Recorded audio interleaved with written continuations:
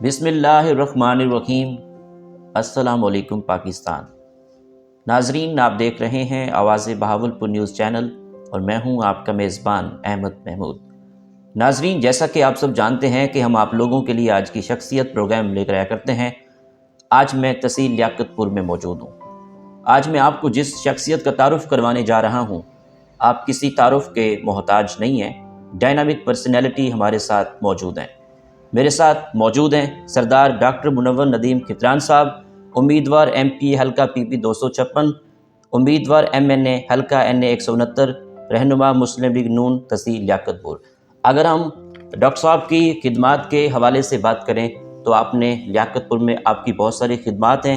آپ امیدوار M N اے بھی ہیں، ایم پی اے بھی ہیں۔ آپ جب ایم این اے بن جائیں گے تو اس لیاقت پور کے لیے کون سے پروجیکٹ کروائیں گے، آپ کا کیا ویژن ہے، کیا مشن ہے، اس حوالے سے ہم آج خصوصی گفتگو کریں گے۔ تو آئیے ڈاکٹر صاحب سے بات کرتے ہیں۔ السلام علیکم جناب۔ وعلیکم السلام۔ کیسے ہیں آپ؟ اللہ کی مہربانی۔ خیریت سے ہیں؟ ٹھیک ہے الحمدللہ۔ جناب، مجھے سب سے پہلے آپ یہ بتائیں کہ آپ نے اپنے اس علاقے میں، اپنے اس حلقے میں آپ کی کیا کیا خدمات ہیں، میں جاننا چاہتا ہوں اور حلقے کی عوام جاننا چاہتی ہے کہ آپ نے کیا کیا کام کروائے ہیں، کیا کیا پروجیکٹ کروائے ہیں آپ نے۔ سب سے پہلے میں آپ کا احمد محمود صاحب شکر گزار ہوں اور آپ کی ٹیم کا بہت شکریہ کہ آپ نے قیمتی ٹائم سے مجھے رونق بخشی اور آپ کے چینل کے توسط سے زہرے کے لوگوں تک آواز پہنچے گی جی بالکل، اور یہ ایک اچھی شگون بات ہے کہ اس توسط سے میں ایک بار دوبارہ آپ کا شکریہ ادا کرنا بہت چاہتا ہوں۔ شکریہ سر۔ جہاں تک آپ نے حلقے کی بات کی، جی آپ کو پتہ ہے کہ میری خدمات آج سے نہیں، میری خدمات عرصہ 24 سال سے اسی حلقے کی لے رہے ہیں۔ جو چہرے بنے ہوئے ہیں، جو منتخب ہوئے ہیں، اللہ کی مہربانی کے بعد میری کنٹریبیوشن ان میں ضرور شامل تھی۔ ٹھیک، یہ الگ بات ہے کہ میرا طرز عمل سیاست کا کچھ اور ہے، کسی کا اور ہے۔ بالکل جہاں تک پوچھتے ہیں، اللہ تعالیٰ نے مجھے 2002 سے لے کر 2017 تک موقع دیا مختلف ادوار میں۔ ٹھیک، وہ میں نے کچی سڑکیں پکی کی ہیں، میں نے وال باؤنڈریز بنائے ہیں، اور میں نے مسنگ فیسلٹیز سکول بنائے ہیں، میں نے قبرستان کی 4 دیواریاں بنائی ہیں۔ اچھا، اگر یہاں ذکر نہ کروں، میری پرائرٹی میں سب سے زیادہ جو ہے اس کی میں آپ کو ایویڈنس بھی، میں کئی بے روزگار نوجوانوں کو جاب پہ لگایا، ماشاءاللہ زبردست۔ صرف اس لیے کہ اللہ کی رضا کی خاطر کہ اگر ایک گھر میں چولہا جلتا ہے تو 10 لوگ 8 لوگ اس کے پیچھے ہوتے ہیں، وہ چولہا جلتا ہے تو وہ آپ کو دعائیں ملتی ہیں۔ بالکل ایسا ہے۔ میرا مقصد بھی خدمت خلق ہے اور میرا سیاست میں کوئی اور محور نہیں ہے، مخلوق خدا کی خدمت کرنا ہے، ٹھیک، کیونکہ یہ میرے خون میں شامل ہے۔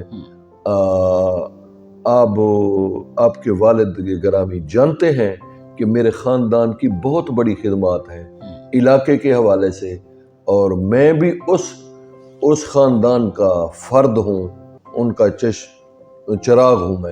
میں بھی ان کی طرز عمل پہ چلتے ہوئے مخلوق خدا کی خدمت کا جذبہ لے کر میدان میں آیا ہوا ہوں۔ ٹھیک۔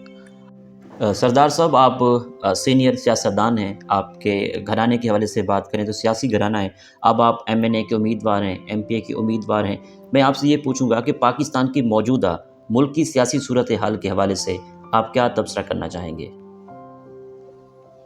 دیکھیں، میں محمد سے بتا رہا تھا کہ یہ ملک کی صورتحال جو ہے نا، جی جب 2018 میں، جی 17 میں چلتے پاکستان پہ شب خون مارا گیا اور میاں نواز شریف کی قیادت میں پاکستان پھل پھول رہا تھا، ایسے جا رہا تھا جیسے جہاز چلتا ہے، جی اسی طریقے سے آپ بھی میرے خیال میں اسی معاشرے کا حصہ ہیں۔ بالکل، اس وقت فیول پرائز کیا تھی 2017 میں؟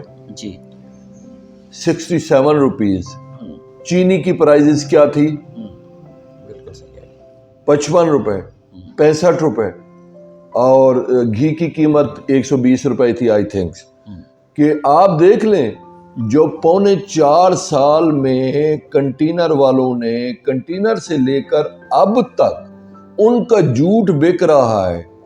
میں تو اعلیٰ عدلیہ سے اپیل کرنا چاہتا ہوں، اگر ہماری افواج پاکستان نیوٹرل ہو چکی ہے، ایک غلطی کے پیچھے انہوں نے اظہار کیا، تو ہماری عدالتیں جو ہیں، اب دیکھیں کہ ایک وہ بندہ ایک running sitting chief justice of Pakistan کے گھر سے ایک ملزم برآمد ہو، تو میرے خیال میں ہمارے سسٹم میں خرابی ہے.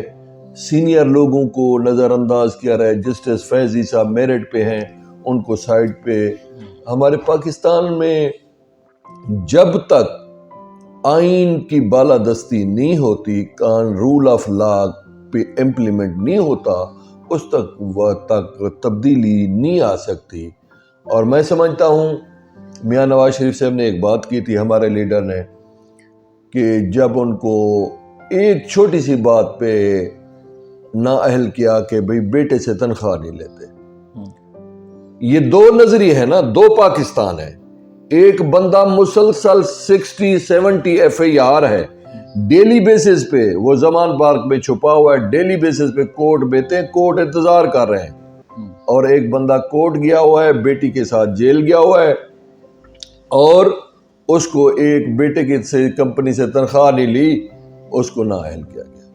یوسف رضا گیلانی کو اسی طرح نااہل کیا گیا تھا. تو میرے خیال میں یہ ایک سسٹم میں خرابی ہے.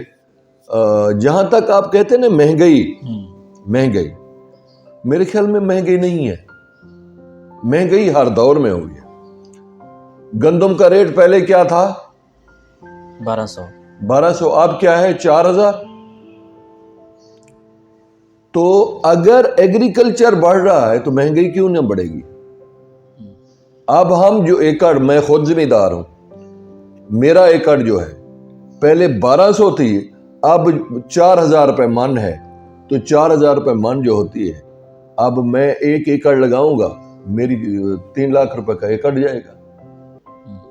تو ہم ایک طرف تو آئینہ دیکھتے ہیں، دوسری طرف نہیں دیکھتے. تو یہ صورتحال ہے.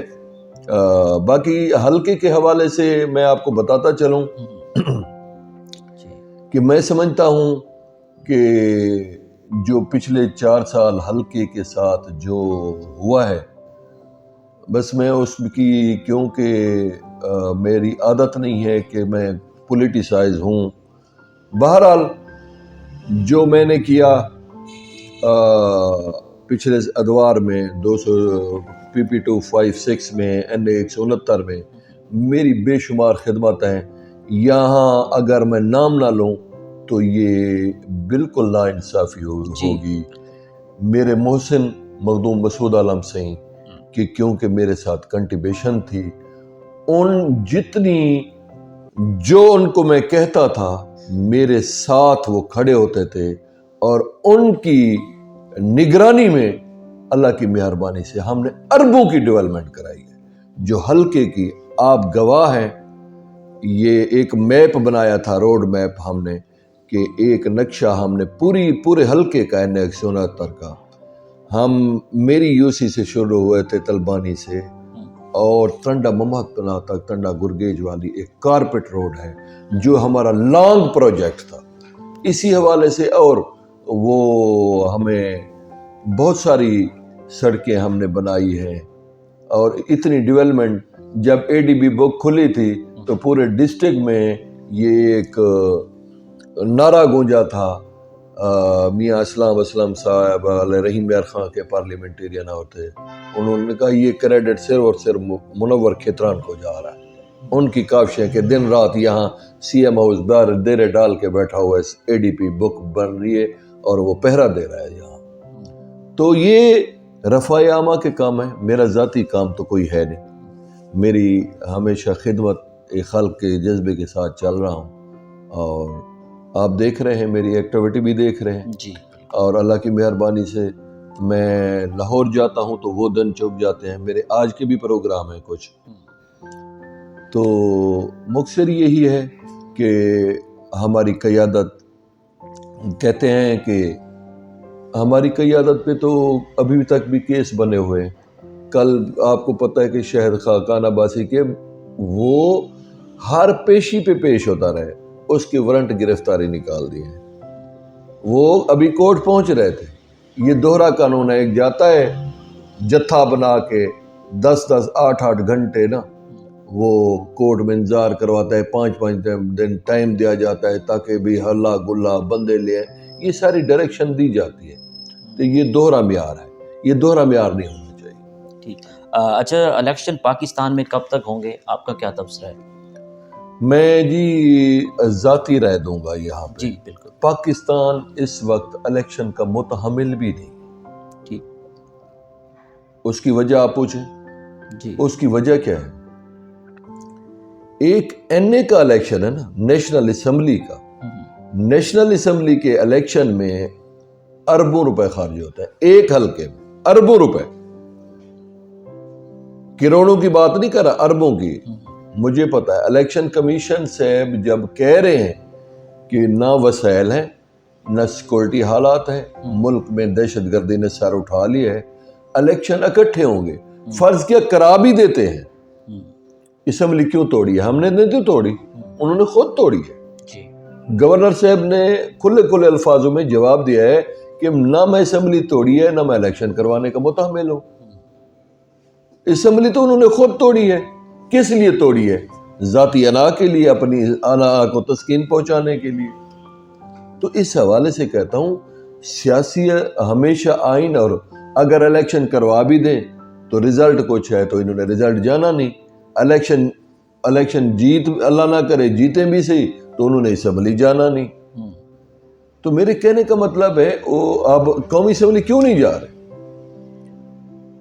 2 سال سے اسمبلی سے نا اہل ہو کر بیٹھے ہوئے ہیں, اور وہ تو کہتے ہیں یہ اسمبلی جیلی ہے. جیلی اسمبلی ہے تو تنخواہیں کیوں لے رہے ہیں؟ تنخواہیں بھی لے رہے ہیں, فیڈرل لاجز میں بھی رہ رہے ہیں, ایم این اے لاجز بھی نہیں چھوڑ رہے. تو یہ میرے خیال میں ایک گروہ ہے گمراہ کن, اور یہاں اعتراف کر چکے ہیں. مجھے کہنے کی ضرورت نہیں. کبھی پاکستان کی تاریخ میں ایسا نہیں ہوا کہ D G I S P R اور سپاہ سالار آپ کا آ کے اکٹھے پریس کانفرنس کریں, وہ اعتراف کریں کہ ہم سے غلطی ہوئی ہے. اس کے بعد تو کچھ بچتا نہیں. پرسوں جو باجوہ صاحب نے کہا ہے, اس نے کہا مزید اگر 2 مہینے اس کو میں دیتا تو پاکستان سفتہ ہستی سے مٹ جانا تھا. یہ تو ریکارڈ کی بات ہے, میں تو نہیں کہہ رہا. آپ کیا ایکسپیکٹ کر سکتے ہیں؟ یہ ہماری آپس کی بات ہے. جو بندہ 3-4 ڈرگز کرتا ہو, نشاور کرتا ہو, آپ اسے کہیں گے کہ وہ سینس میں کام کر رہا ہے؟ اس کے منہ میں جو بات آتی ہے وہ نکال دیتا ہے. بعد میں کہتا ہے مجھے پتہ نہیں. کیا پاکستان اسی طریقے سے چلتا ہے؟ ٹوٹے ٹٹکوں سے چلتا ہے پاکستان؟ یہ دھاگوں سے چلتا ہے پاکستان؟ پاکستان اسی طریقے سے چلتا ہے جس طرح زرداری صاحب نے اپنے پریزیڈنٹ ہو 2008 سے 2012 تک پریزیڈنٹ رہے, اور پاک چین دوستی بھٹو سے رکھ گئے تھے, اس کو امپلیمنٹ کیا, 57 چکر لگا 57. اور ہمارے لیڈر میاں محمد نواز شریف صاحب, شہباز شریف صاحب نے آ کے سی پیک شروع کرایا, اور آپ کے سامنے ہم جاتے تھے 8-8 10-10 گھنٹے میں 11-11 گھنٹے میں لاہور جی ٹی روڈ سے پہنچتے تھے. اللہ کی مہربانی سے اللہ نے یہ موقع دیا مخدوم صاحب کو اور مجھے, ہم نے ترنڈا انٹرچینج بنایا. یہاں ترنڈے سے چڑھ جائیں تو 4.5 گھنٹے میں لاہور ٹھکا. میں زہر پیر سے چڑھ جاؤں تو 5 گھنٹے میں لاہور ہوتا ہوں. یہ کتنی اللہ کی نعمتیں ہیں. جب یہ آیا ہے سکھر سے آگے سی پیک رک گیا, اب یہ چلا گیا ہے, ہماری گورنمنٹ آئی ہے, کراچی سے آگے شروع, سکھر سے آگے سی پیک شروع ہے.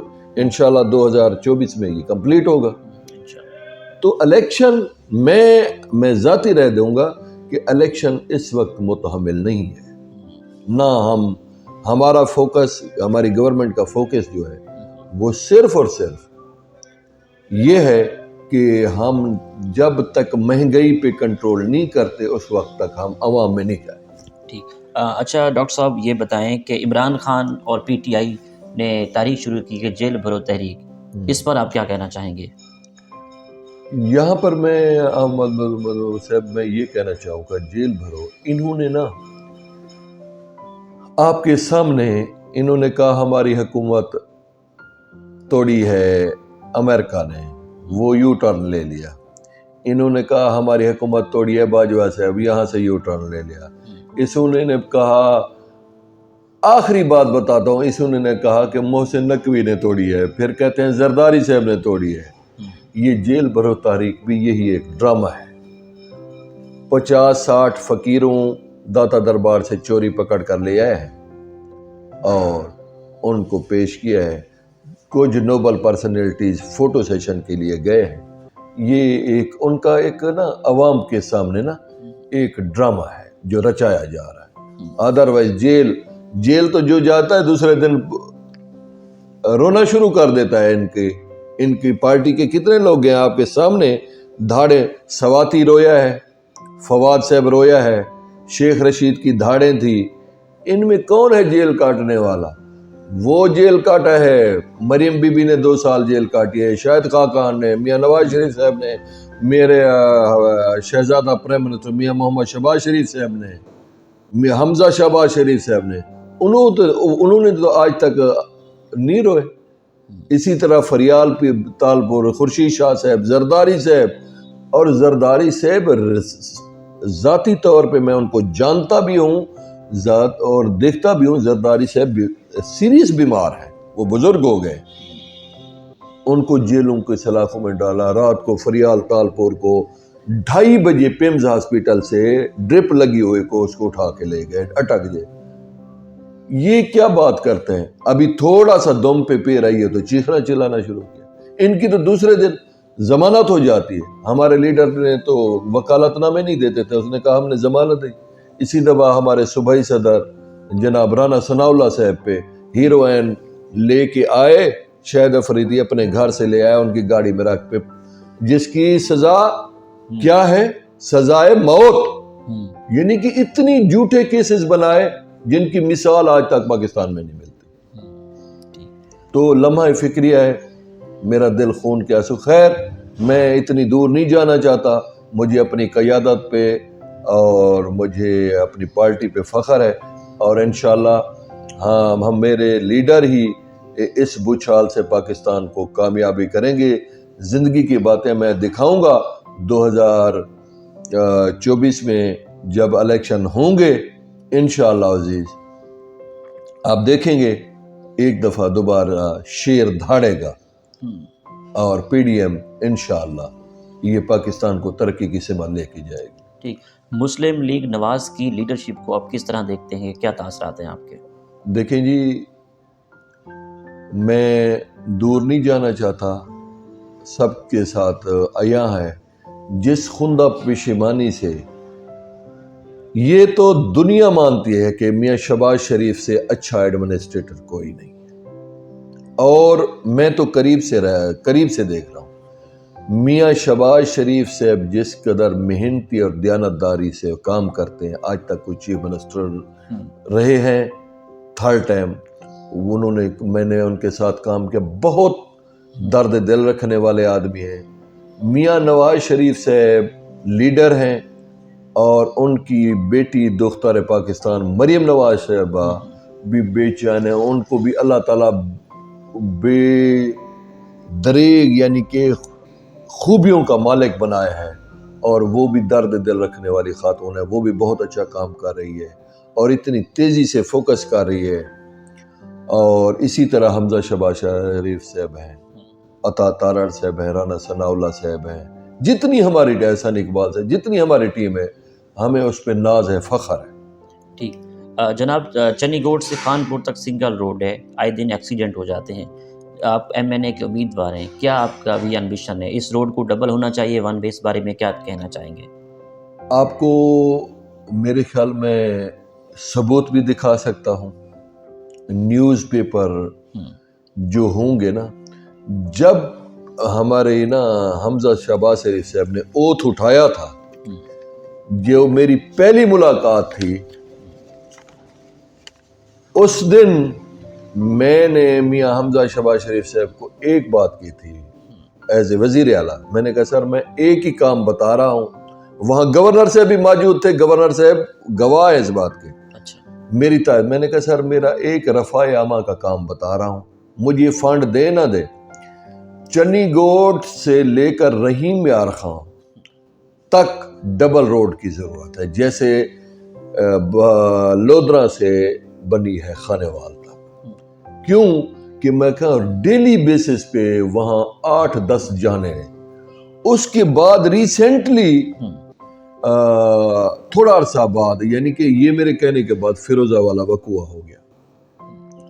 تب تک ہمارے چیف منسٹر کو ختم کر دیا.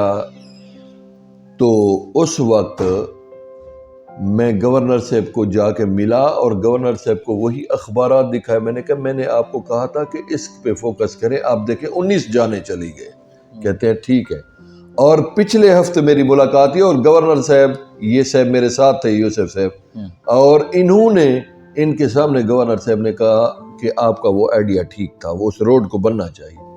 میرے کام ہیں رفع عامہ کے، میرا فوکس ہے، زندگی بڑی مختصر ہے.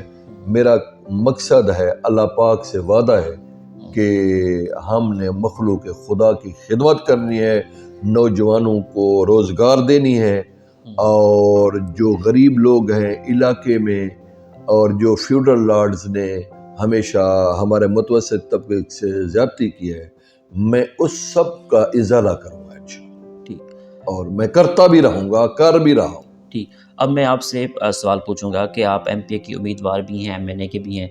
جب آپ M P A M N A بن جائیں گے تو اس علاقے کو لے کر کیا ڈیولپمنٹ کروانے کا ارادہ رکھتے ہیں؟ آپ کا بیسک کیا منشور ہے؟ دیکھیں جی، ہمیشہ وہ قومیں ترقی کرتی ہیں جن کے نوجوان، آپ جیسے نوجوان پڑھے لکھے ہوں اور ان کو روزگار ملے، ان میں اویئرنیس آئے، تاکہ وہ آنے والی نسلیں کی جو ہیں ان کے اندر بھی شعور بیدار ہو. آپ دور نہ جائیں، آپ اپنی پچھلی جنریشن والے صاحب تک دیکھ لیں، ان کو کس فیوڈل لارڈز جو بنے ہوئے تھے مصنوعی، ان لوگوں نے نہیں بڑھنے دیا. یہ اللہ تعالیٰ نے آپ لوگوں کو صلاحیتیں دی، آپ کے والدین کا کریڈٹ ہے. آپ پڑھے اور آپ میں شعور بیدار ہوا، آپ نے لا کیا، آپ نے آواز بلند کی. اور میں سمجھتا ہوں کہ آپ نے بڑے لوگوں کے ساتھ بڑے لوگوں کے انٹرویو لیتے ہیں. جو پچھلے دنوں ایک ویڈیو وائرل ہو رہی تھی، کوئی بندے آپ کو پرسنل یہ کوئسٹن ہے، میں وہ بھی آپ کو جرات کو سلام کرتا ہوں کہ آپ جیسے نڈر اور نوجوان ہوں. میرا آپ دیکھ رہے ہوں گے کہ میرا فوکس جو ہے نا، جتنی یونین، آپ کو میں بتاتا چلوں کہ مجھے ابھی ایک ریسنٹلی کوئی 6 مہینے پہلے ذمہ داری مجھے انہوں نے پاکستان مسلم لیگ نون ضلعی صدر کسان ونگ بنایا ہے، جس کی پوری ضلع میں تنظیم سازی کر رہا ہوں. فوکس ہے میرے اپنے حلقوں میں، پہلے میں ان کو کمپلیٹ ہر یونین کونسل میں ان کے میں صدور بنا رہا ہوں، این اے کے صدور بنا رہا ہوں، پی پی کے صدور بنا رہا ہوں. ٹھیک ہے. اور وہ جو ہے نا موازیات کے چکو کے صدور بنا رہا ہوں. جو یہ سیاست ہے نا، جب تک آپ گراس روٹ لیول سے شروع نہیں کرتے نا، آپ کی سیاست کامیاب نہیں ہوتی. ٹھیک. یہاں پہ سوال پوچھوں گا میں کہ ہماری غریب عوام، علاقے کی عوام جو فیوڈلز پہ بیلیو کرتی ہے، کہتے ہیں کہ یہ فیوڈل ہے، یہ بڑے ہیں، ہم نے شخصیت کا ووٹ دینا ہے، ان کے لیے کیا کہنا چاہیں گے کہ ہمیشہ تو ان کو ووٹ دیتے رہے ہیں، جب وہ M P M N A بن جاتے ہیں تو ان کے لیے کچھ بھی نہیں کرتے؟ عوام کے لیے آپ یہ کیا کہیں گے؟ میں یہاں یہ کہوں گا کہ میری زندگی ان کے ساتھ گزری، ہمیشہ ان کا نیریٹو یہی رہا ہے کہ ان کو اگر کچھ پتہ چل گیا تو یہ پھر شعور آ گیا تو ہماری پالیٹکس ختم.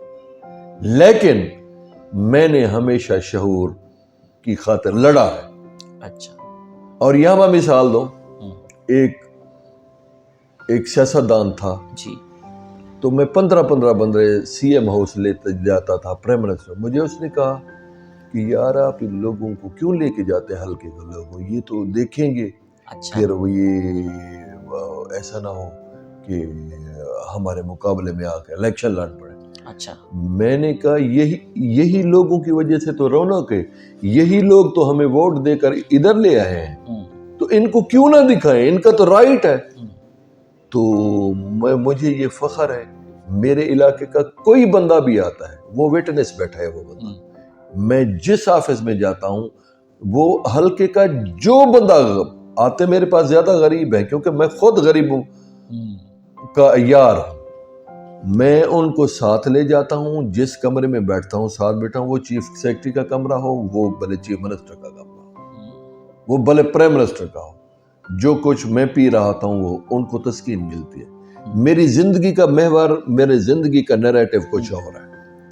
اور میں ہمیشہ جو لوگوں کے, غریبوں کے دل سے ان کی ریسپیکٹ کرتا ہے, اس کا صلہ خدا دیتا ہے. آپ لوگوں سے نہ مانگیں, ان کی دعائیں آپ کے لیے کافی ہوتی ہیں.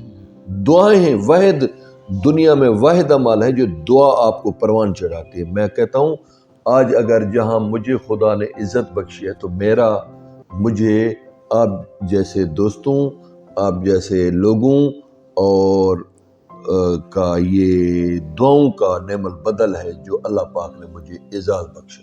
ٹھیک. آخری سوال پوچھوں گا آپ سے کہ اس لیاقت پور میں پڑھے لکھے لوگ, آپ پڑھائی کر رہے ہیں, پہلے ایجوکیشن نہیں ہوتی تھی, اب ان کے لیے آپ کیا میسج ہوگا جو غریب لوگ ہیں, اپنے بچوں کو نہیں پڑھاتے, تعلیم کی کیا اہمیت ہے, یہ میں چاہوں گا کہ آپ بتائیں. دیکھیں جی, میں جہاں بھی جاتا ہوں, میں ابھی پرسوں بھی جمعے کو میرا ایک پروگرام ہے لیاقت پور سٹی کے حوالے سے. ٹھیک. میرا جو مقصد ہے نا, جی, مجھے اللہ تعالیٰ نے کامیابی دی انشاءاللہ, جو وقت کامیابی قریب ہے. جی. سب سے پہلے میں اپنی طرف سے بات زندگی کی ہے, میں ایک ٹرسٹ بناؤں گا غریب لوگوں کے لیے. ٹھیک. یہ میرا وعدہ ہے. ٹرسٹ بناؤں گا جس میں نادار, مستحق, جو فیسیں نہیں بھر سکتے, گھر گھر جاؤں گا, بچیاں اور بچوں کو میٹرک تک مفت تعلیم دلواؤں گا. ٹھیک. اور اس کے بعد بھی آگے یونیورسٹیاں ہیں, یونیورسٹیوں میں گائیڈ کریں گے, ان کی فیسوں کا خیال رکھیں گے, جو میں کر سکوں گا. یہ میرا اللہ سے وعدہ ہے, اور میں نے اپنے والد صاحب کے نام پہ ایک ٹرسٹ بنانا ہے جو میری خواہش ہے. اور ان میں سب لوگوں کو مجھے ایک گھر جانا پڑا تو میں بچوں کو ان کی یونیفارم ہے, ان کے جو مسائل ہیں, ایوری تھنگ وہ میں کروں گا انشاءاللہ. ٹھیک. اچھا جناب, آخر میں سننے والوں کو, دیکھنے والوں کو ایز اے امیدوار MP MNA 169, آپ عوام کو کیا پیغام دینا چاہیں گے؟ دیکھیں جی, میں اپنی حلقے کی عوام سے یہ التماس کرنا چاہتا ہوں کہ آپ نے بہت سارے لوگوں کو ووٹ بھی دیے اور ان کا طرز عمل بھی دیکھا. میں چاہتا ہوں کہ میری خدمات آپ سے ڈھکی چھپی نہیں ہیں, وہ NA کے حوالے سے ہوں, وہ پروونس کے حوالے سے ہوں. میں چاہتا ہوں کہ میری خدمت کا جذبہ جو ہے وہ 2000 سے چل رہا ہے. میں چاہتا ہوں کہ آپ میرا ساتھ دیں اور صحیح اپنے ووٹ کا استعمال کریں. اور انشاءاللہ عزیز, میں بڑے وثوق سے یہ بات کر رہا ہوں, باتیں زندگی کی ہیں.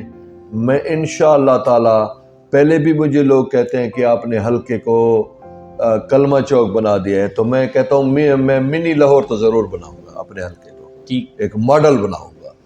اور تحصیل لیاقت پور کو آپ سے میں بیفور وعدہ کر رہا ہوں, میں باتیں نہیں کرتا, لیاقت پور یہاں مختلف اسران رہا ہے. یہ جو آپ کے لیاقت پور میں گرین بیلٹ بنا ہوا ہے، یہ درخت ہیں، درخت نہیں ہوتے تھے. یہاں طارق بھٹی تھے، اللہ تعالیٰ ان کی خضری میرے دوست تھے، آج کل ایڈیشنل کمشنر ہیں وہاں پہ جھنگ. میں نے ان کو کہا تھا بھٹی صاحب یہاں درخت لگوائیں، ہمارے شہر میں درخت نہیں. تو درخت لگائیں. آج دیکھیں میرے ایسے ہیں جو چنی گوٹ میں گیٹ بنا ہوا ہے، عامر پوار صاحب تھے اے سی، آج کل ڈی سی لٹکانا ہے. میں نے ان کو کہا تھا گیٹ بنا تھا. میرے بہت سارے ذہن میں چیزیں ہیں، روڈ میپ بنائے ہوئے ہیں میں نے. انشاءاللہ اس مجھے خدا موقع دیا تو اس تحصیل کو آپ ان تحصیلوں میں شمار کریں گے جو لاہور کے اور پنڈی کے یا اسلام آباد کے ٹاپر تحصیلوں میں تحصیل ہوگی. ٹھیک، بہت شکریہ. Nice talking to you. Allah پاک آپ کو کامیاب کرے. آمین. میں آپ کا ایک دفعہ پھر شکر گزار ہوں. آپ تشریف لائے اور میرے لیے دعا بھی کیجیے گا. یہ مخلوق خدا کی خدمت اصل عبادت ہے، اور باقی تو اللہ کے بس میں ہے. مخلوق خدا کی خدمت اصل ہی خدمت یہی ہے. جی ناظرین، آپ نے آج کی شخصیت پروگرام سنا. ایک نئے پروگرام میں ملاقات ہوگی. تب تک اللہ حافظ. اللہ نگہبان. پاکستان زندہ باد.